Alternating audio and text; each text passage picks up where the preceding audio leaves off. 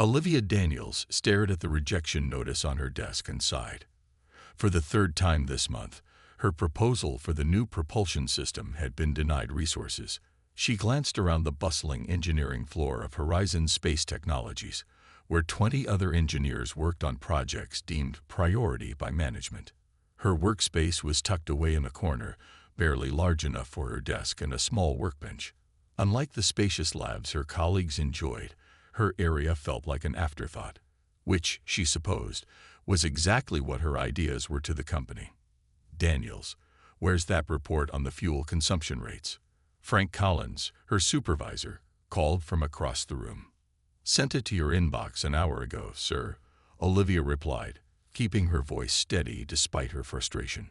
Frank barely nodded before turning away. He never bothered to hide his lack of faith in her abilities, often assigning her routine calculations while her male counterparts received challenging design projects. Olivia turned back to her computer screen where her propulsion system design glowed with potential. Her calculations showed it could be 30% more efficient than anything currently in use, if only someone would listen. At the famous Daniels Drive, a voice asked from behind her. Olivia quickly minimized the screen. It's just a side project, Sam. Sam Rivera, a junior engineer who had joined Horizon 6 months ago, leaned against her desk. Unlike the others, Sam had shown genuine interest in her ideas. Don't let them get to you, he said, nodding toward the group of senior engineers laughing loudly in the break room. Half those guys couldn't solve a differential equation without software help. Olivia smiled despite herself. Thanks, but it doesn't matter how good my design is if it never gets tested. Sam lowered his voice. You know, I heard NASA's planning to announce a new Mars initiative soon. They'll need advanced propulsion systems. And you think Horizon would put my name forward? Olivia laughed without humor. They'd sooner send Frank's coffee maker to space. As if on cue, Frank's voice boomed across the floor. Team meeting in 5 minutes. We need to discuss the Parker contract. The meeting room filled quickly. Olivia took her usual seat in the back corner, while the senior engineers claimed positions near Frank at the head of the table. Before we start, Frank announced, I want to congratulate George Miller on his promotion to lead engineer for our NASA partnership program. Applause filled the room as George, a man who had been at Horizon 3 years less than Olivia, but had risen quickly through the ranks, stood to accept the praise. Thank you, everyone, George said. I promise to uphold Horizon's tradition of excellence. We're going to push the boundaries of what's possible in space travel. Olivia couldn't help herself. Will you be considering alternative propulsion designs? She asked. The room fell quiet. George's smile tightened. We'll be focusing on proven technologies, Daniels. NASA isn't interested in science fair projects. Several engineers chuckled. Frank quickly moved on to other matters, but Olivia barely heard him. Her cheeks burned with embarrassment and determination. That evening, long after everyone had left, Olivia remained at her desk. The building was silent except for the hum of computers and the occasional buzz of the janitor's vacuum in distant hallways. She opened her design files again and began a new series of calculations. If no one would give her a chance, she would make her own opportunity. The math didn't lie, and her system would work. Someday, they would all see what she could do. As Olivia worked into the night, she didn't notice Sam watching from the doorway, concern and admiration mixing in his expression. He quietly placed a fresh coffee on the edge of her desk before slipping away. The cup had a note. They're not laughing because you're wrong. They're laughing because they're afraid you're right. 3 weeks of sleepless nights had left dark circles under Olivia's eyes, but she couldn't stop now. Something in her calculations kept nagging at her, a small inconsistency that shouldn't exist. She tapped her pencil against the desk, staring at the numbers until they blurred. It was 2 a.m., and the Horizon building was empty except for the night guard, who had grown used to her late hours. What am I missing? She muttered. Olivia rubbed her tired eyes and reached for her coffee, only to find it cold. She was about to give up for the night when a thought struck her. What if the standard equation everyone used for fuel efficiency contained a fundamental flaw? She quickly pulled up the reference material that had been the industry standard for decades. The formula had been developed by Dr. William Porter in the early 2000s and had never been seriously questioned. Olivia rewrote the equation on her notepad, carefully examining each variable. That's when she saw it, a tiny assumption in the original work that didn't account for quantum effects at high energy states. Her heart raced as she corrected the formula and ran new simulations. The results were incredible. Her propulsion system wasn't just 30% more efficient. It could potentially be 65% more efficient with the right adjustments. "This changes everything," she whispered to the empty room. The next morning, Olivia arrived early for the monthly progress meeting. Her discovery had kept her up all night, but adrenaline powered her through the fatigue. "Before we conclude," Frank said after an hour of updates, "does anyone have anything else to share?" Olivia raised her hand. Several engineers exchanged glances, not used to her speaking up in these meetings. "I found something important," she said, standing. "There's an error in the Porter equation that we've all been using for propulsion calculations." George Miller snorted. "The Porter equation has been validated by every space agency in the world for 20 years, Daniels." "I know, but it contains a flaw," Olivia insisted, walking to the whiteboard. "It doesn't account for quantum effects at high energy states." She quickly wrote out her discovery, explaining each step. The room remained silent, but she could feel the skepticism growing. "With this correction," she continued, "my propulsion system could cut the Mars transit time by at least 40 days. We could break every record currently held." The silence broke as George burst into laughter. Others quickly joined in. "Quantum effects. Come on, Daniels. Next you'll tell us you've invented warp drive in your little corner," George said between chuckles. Frank cleared his throat. "Thank you, Olivia. That's creative thinking. But let's stick to realistic goals." Meeting adjourned. As everyone filed out, Olivia stood alone by the whiteboard, her breakthrough dismissed without serious consideration. "I believe you," a quiet voice said. Olivia turned to see Dr. Diane Patel, a physicist who occasionally consulted for Horizon. "You saw it too?" Olivia asked hopefully. Diane nodded. "The quantum assumption is subtle, but it matters. I'd like to see your full calculations." Sam joined them, having lingered behind the others. "Count me in too. If you're right, this is huge." "It won't matter," Olivia said bitterly. "Even with proof, they won't listen." Diane's expression turned determined. "Then we need to make them listen. The university has a quantum computing lab that could run advanced simulations to verify your work. And I can help you build a small-scale prototype," Sam added. "I've got access to the fabrication lab after hours." For the first time in months, Olivia felt a surge of hope. She might not have the support of Horizon's leadership, but she wasn't alone anymore. "Let's do it," she said, her voice stronger than before. "They think I'm chasing impossible dreams, but I'm going to show them what impossible really looks like." As they left the conference room together, none of them noticed George Miller watching from around the corner, his expression darkening as he realized Olivia might actually be onto something significant. 2 weeks of vacation. That's unusual for you, Daniels." Frank Collins looked suspicious as he reviewed Olivia's time-off request. "Just need some personal time," Olivia replied, keeping her expression neutral. "I've been working nonstop for months." Frank signed the form with a shrug. "Well, it's not like your current projects are critical." "Approved." Olivia bit her tongue and thanked him, then walked quickly back to her desk. She wasn't actually planning a vacation. Every day away from Horizon would be spent working on her propulsion system prototype in her apartment. That evening, Sam helped her carry a box of personal items to her car. The box actually contained borrowed testing equipment that would have taken months to requisition officially. "Are you sure about this?" Sam asked, glancing nervously around the parking lot. "If anyone finds out we're taking company equipment." "We're not stealing it," Olivia reminded him. "Just temporarily relocating it for research purposes. I'll bring everything back in perfect condition." Sam nodded, but still looked worried. I'll drop off those circuit boards tomorrow night.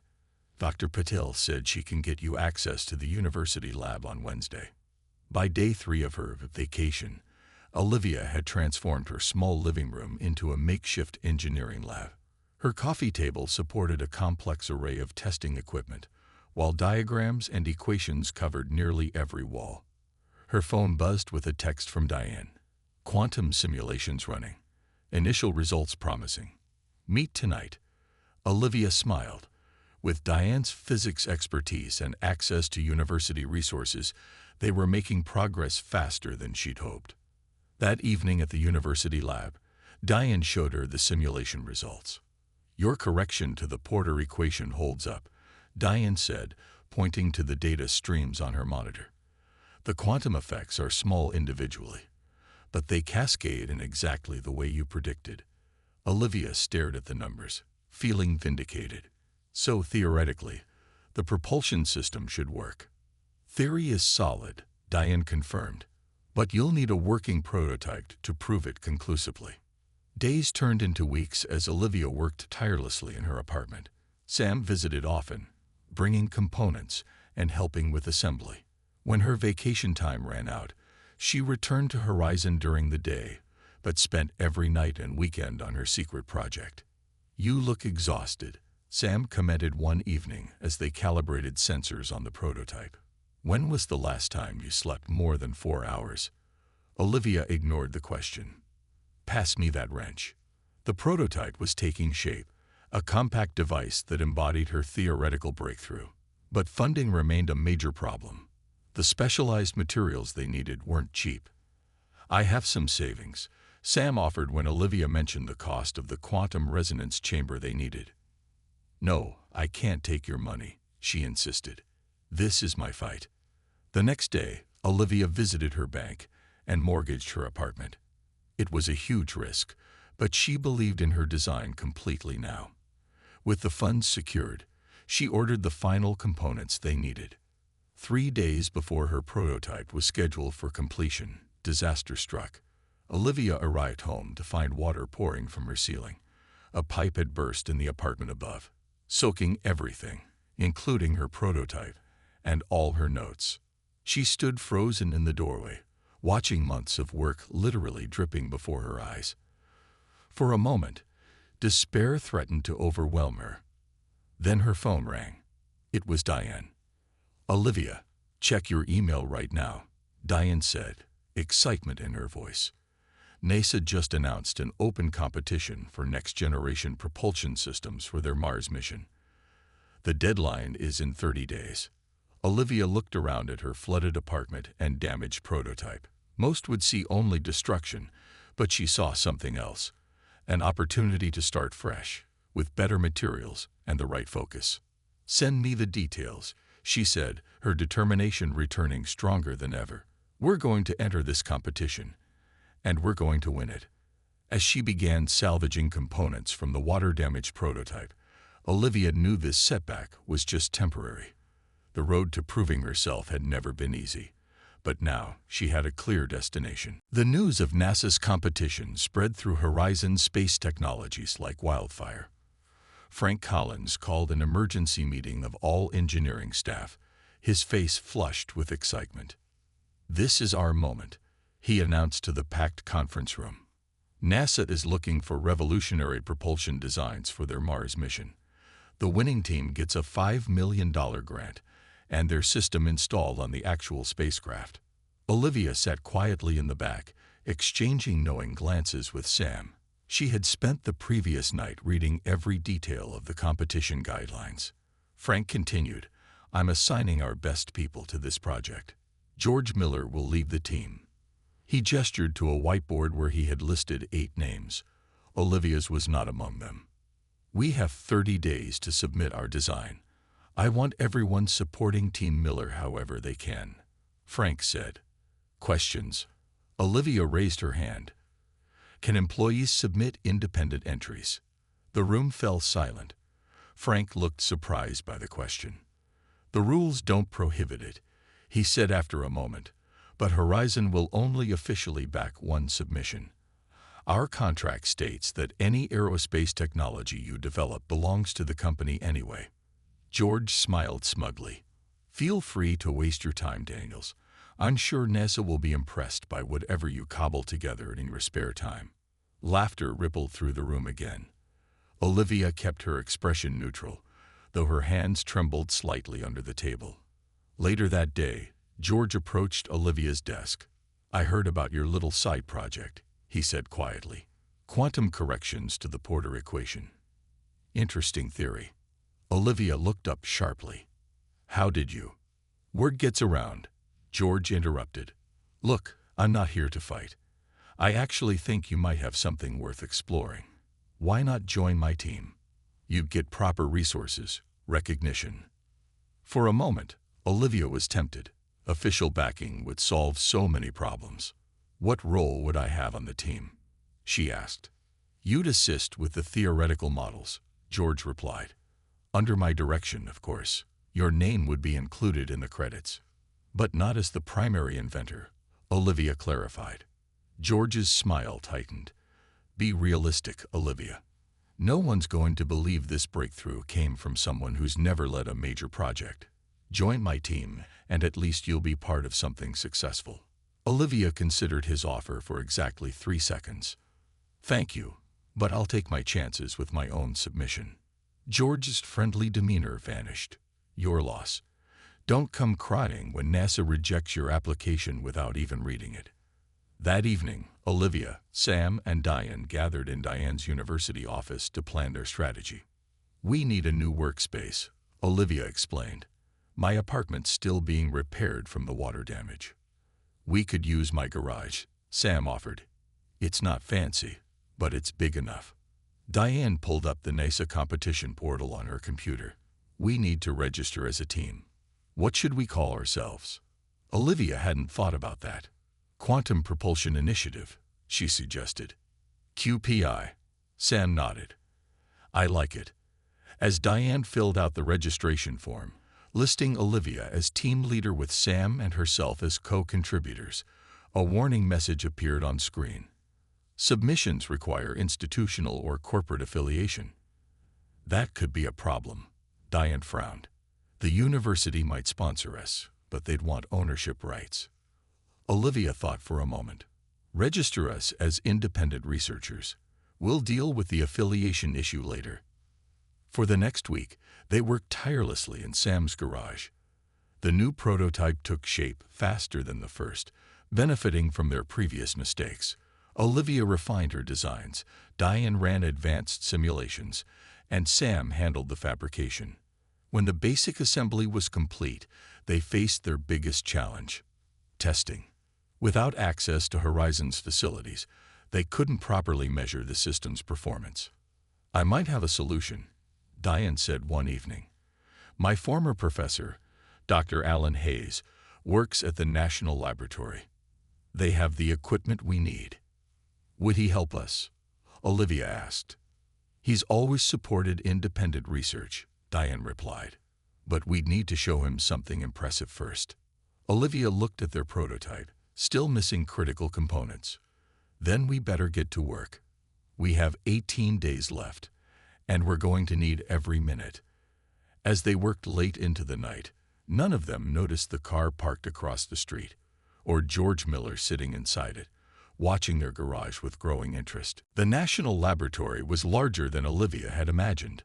She clutched her design portfolio tightly as Dr. Alan Hayes led their small team through security checkpoints.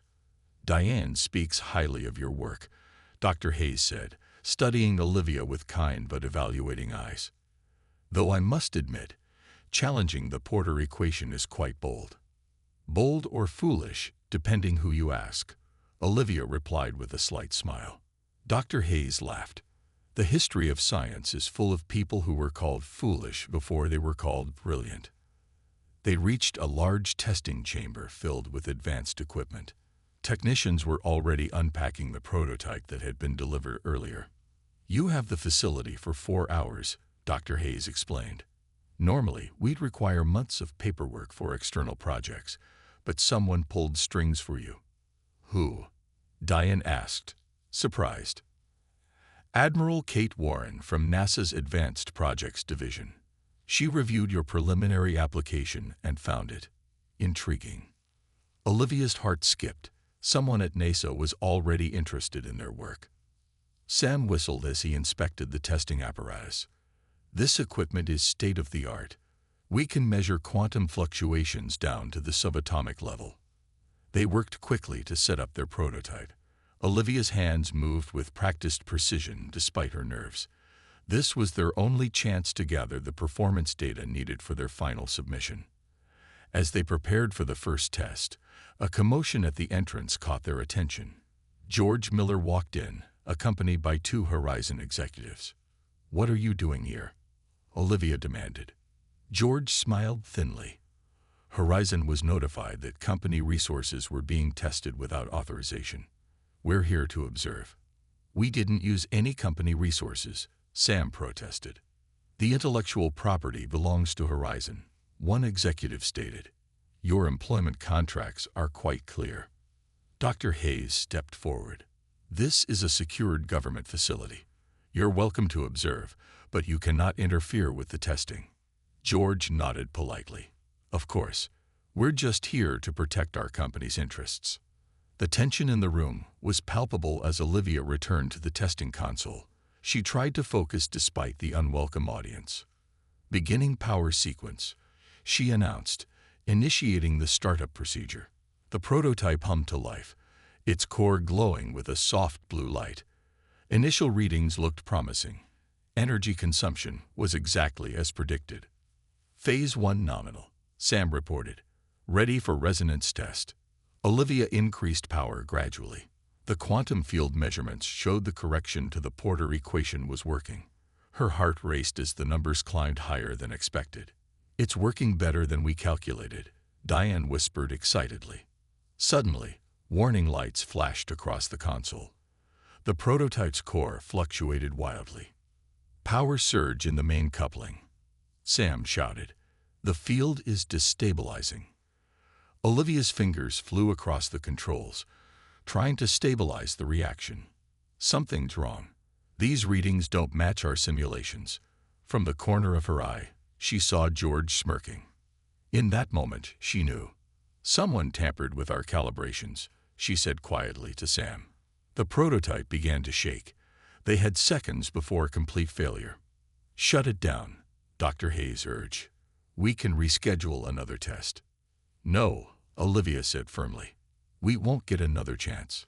Instead of shutting down, she reconfigured the quantum field parameters, bypassing the compromised calibration system entirely. It was risky. She was essentially controlling the reaction manually. "Olivia, what are you doing?" Diane asked nervously. "Trusting my math," Olivia replied, her eyes fixed on the readouts.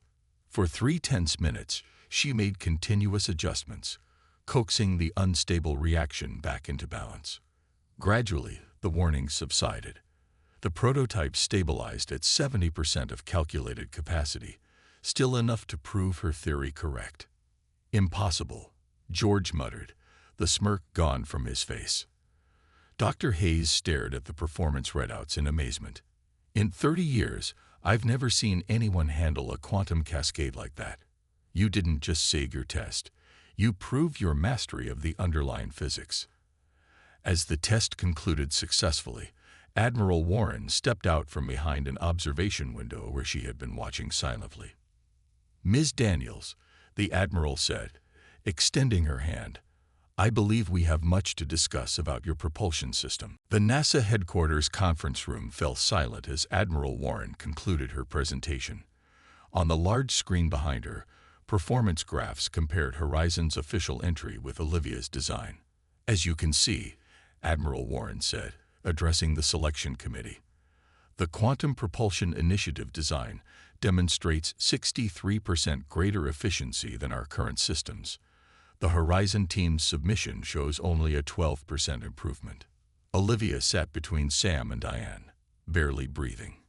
Across the table, George Miller and Frank Collins represented Horizon Space Technologies, their expressions tense. "Before we proceed to final selection," Admiral Warren continued, Are there any questions for either team? An older committee member leaned forward. Ms. Daniels, your design seems to contradict established principles. How confident are you in its reliability? The principles aren't wrong, sir, Olivia explained, just incomplete. The Porter equation overlooked quantum effects that become significant at high energy states. We've run over 200 simulations and 3 successful physical tests. Another committee member turned to George. Mr. Miller, your team had significantly more resources. Why didn't you identify these same quantum effects? George shifted uncomfortably. We focused on proven technologies to minimize risk. Ms. Daniels' approach is unorthodox. Unorthodox approaches often lead to breakthroughs, Admiral Warren noted. After a few more questions, the committee asked both teams to wait outside while they deliberated. In the hallway, Frank immediately pulled Olivia aside. Whatever happens, he said in a low voice, remember that your work belongs to Horizon. We'll be handling all negotiations with NASA. Olivia stood her ground. I developed this on my own time, with my own resources. You signed an employment contract. Frank insisted. All aerospace innovations you develop belong to the company. That might be difficult to enforce, interrupted a voice. A woman in a tailored suit approached them. Linda Martinez, NASA Legal Department. We've reviewed both submissions thoroughly, including development records. She turned to Frank. Ms. Daniels documented her work extensively, showing it was developed primarily during her vacation time and after hours. She used personal funds to finance the prototype. The quantum equation correction was developed in collaboration with Dr. Patil at the university. Frank's face reddened. She's our employee. We have rights. You have the right to proper attribution in publication, Linda corrected. But NASA will be contracting directly with the primary inventor. Before Frank could argue further, the committee door opened. Admiral Warren emerged with a smile. We've reached our decision, she announced. The NASA Mars mission will be utilizing the Quantum Propulsion Initiative design. The hallway erupted in activity. Reporters who had been waiting nearby surged forward, cameras flashing. Olivia stood frozen in disbelief until Sam squeezed her shoulder. You did it, he whispered. Admiral Warren raised her hand for quiet. Ms. Daniels' breakthrough not only promises to revolutionize space travel, but demonstrates American innovation at its finest. NASA is proud to award the $5 million grant to the QPI team for further development. As reporters shouted questions, Olivia caught sight of George slipping away. Frank, however, pushed through the crowd toward her. Olivia, he said, his tone completely changed. I want to offer you the position of department head for advanced propulsion at Horizon. Double your current salary, full research budget, your own team. Olivia looked at him steadily. The same department you wouldn't let me lead a project in last month. We made a mistake, Frank admitted reluctantly. Help us correct it. Diane and Sam watched her expectantly. This was the recognition from Horizon she had fought for so long. Thank you for the offer, Olivia said finally. But I believe my team and I have a different path forward. That evening, as celebration drinks flowed at a nearby restaurant, Olivia stepped outside for a moment of quiet. Her phone buzzed with congratulatory messages and interview requests. Among them was a text from an unknown number. You proved me wrong. Not many people have done that. Respect. GM. As she looked up at the stars, Olivia thought about Mars, suddenly much closer than before. Not just for humanity, but for a woman who refused to let mockery drown out her vision. 6 months passed in a blur of activity. Olivia stood in NASA Mission Control, her heart pounding as countdown proceeded for the Mars mission launch. On the massive main screen, the U.S. Endeavour gleamed in the morning sunlight, her quantum propulsion system nestled within its hull. T-minus 2 minutes, announced the flight director. Sam squeezed Olivia's hand. Nervous. Terrified, she admitted quietly. What if something goes wrong? Diane leaned in from Olivia's other side. Nothing will go wrong. We triple-checked everything. Olivia nodded, but couldn't stop her mind from racing through possible failure scenarios. the modified Porter equation, the quantum field stabilizers, the cooling system, all had worked perfectly in tests, but space had a way of creating unexpected challenges. T-1 minute. The room fell silent except for the steady voices of the launch team. Olivia glanced across the room where Admiral Warren stood with NASA officials. She caught Olivia's eye and gave a subtle nod of confidence. T-30 seconds. Main engine start sequence initiated. On the screen, the first wisps of exhaust appeared beneath the rocket. Olivia held her breath. 10, 9, 8. Sam and Diane each took one of her hands. 3, 2, 1. Liftoff. The rocket rose slowly at first, then with increasing speed. The room erupted in applause as the Endeavour cleared the tower and accelerated toward the sky. "Look at that thrust curve," Sam whispered, pointing to a data screen. "It's exactly as you predicted." For 9 tense minutes, they watched as the spacecraft reached orbit without incident. When confirmation came that the Endeavour had successfully deployed its solar arrays, another round of cheers filled mission control. Admiral Warren approached their group. "Congratulations, Miss Daniels. Phase 1 complete. Now we wait to see if your propulsion system performs as well for the Mars transit." "Thank you for believing in us," Olivia replied. "I believe in good science," the Admiral said, "and the courage to pursue it." 3 weeks later, Olivia stood before a group of 50 young women at the National Science Foundation's Women in Aerospace Conference. Behind her, a live feed showed the Endeavour's current position relative to Mars. "They told me the quantum effects were negligible," she explained to her attentive audience. "They said I was wasting my time. One senior engineer said I'd have better luck building a time machine." A ripple of knowing laughter spread through the room. "But here's what I learned," Olivia continued. "Sometimes the most important discoveries hide in the places everyone else has stopped looking. The Porter equation wasn't wrong. It just wasn't complete." A young woman raised her hand. "How did you stay motivated when everyone doubted you?" Olivia considered the question carefully. "I found allies who believed in the work, even when they had reason to doubt. Sam Rivera risked his job to help me. Dr. Diane Patel contributed her expertise without asking for credit. When you're challenging established ideas, you need people who value truth over tradition." As she spoke, the tracking data on the screen updated. A murmur spread through the audience. "Ms. Daniels," interrupted the conference moderator, "I'm getting word from Mission Control. The Endeavour has just broken the record for fastest velocity achieved by a human spacecraft." The room erupted in applause. Olivia stared at the screen, emotions overwhelming her. Years of dismissal and mockery faded away in that moment of validation. As the celebration continued, she noticed a familiar figure standing at the back of the room. George Miller watched silently, his expression unreadable. When their eyes met, he simply nodded, a small gesture of respect from a former skeptic. Later that evening, Olivia sat alone in her office at Quantum Propulsion Innovations, the company she had founded with the NASA grant. On her desk sat a framed photo of the QPI team standing proudly before their prototype. Beside it was a new tablet displaying the latest telemetry from the Endeavour. At this rate, the spacecraft would reach Mars in 42 days less than any previous mission, exactly as she had predicted. Olivia smiled as she remembered the laughter that had once filled the Horizon conference room when she proposed her ideas.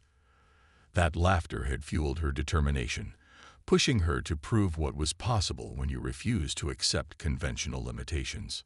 They had laughed at her until she broke records.